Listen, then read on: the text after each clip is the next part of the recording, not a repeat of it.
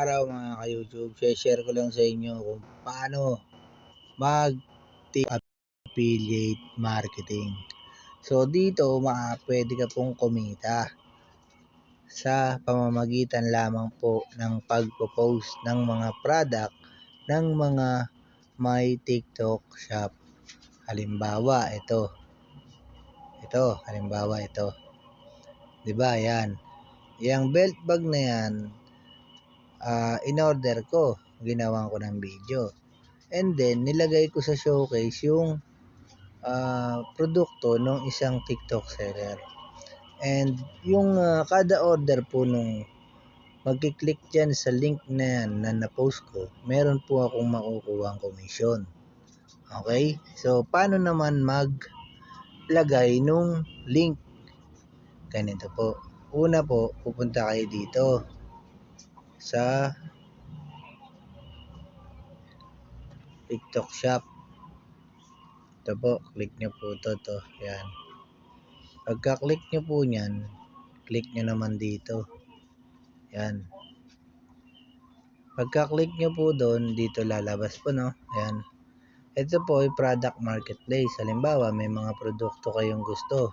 Dito naman sa manage product, ayan naman po yung mga na-add ko sa showcase. Dahil ni-restrict ako ni TikTok, hindi ko mapapakita sa inyo.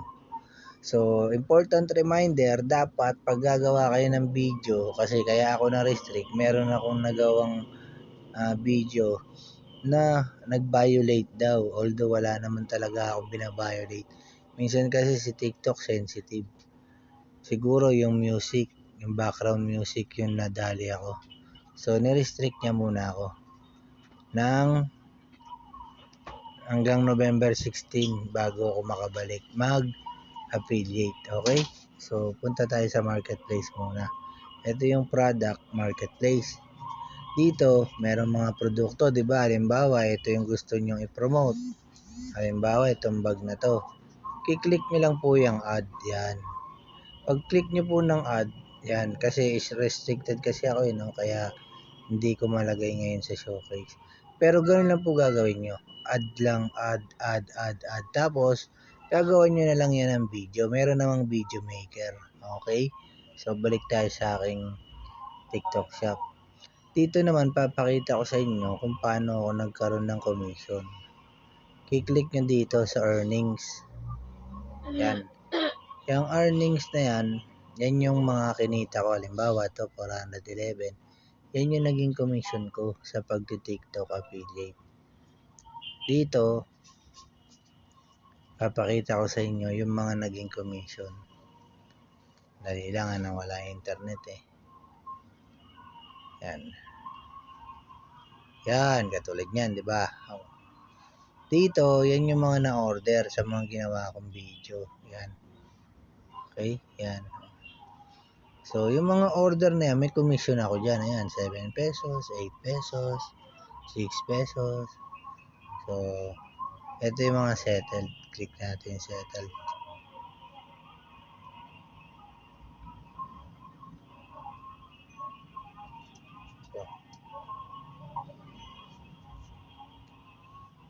So, yan. Basta yun lang po, no? Yan yung mga na-receive ko. Okay? Yan po. Kaya kumita ako ng 411.55 na commission. Okay? So, extra income rin to, guys. Kaya, itry nyo po ito. Okay?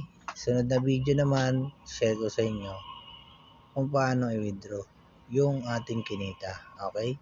Sa mga bago pa lamang dito sa aking YouTube channel, consider subscribing, paki-like, paki-share. Okay? Maraming salamat and God bless po!